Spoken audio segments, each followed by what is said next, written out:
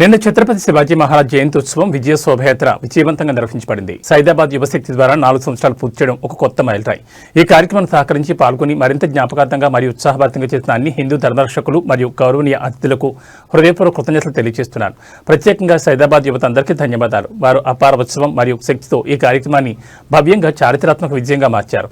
మేము ముందు కూడా ధర్మసేవలో మరియు సనాతన ధర్మ రక్షణలో నిరంతరం పనిచేస్తూనే ఉంటాం.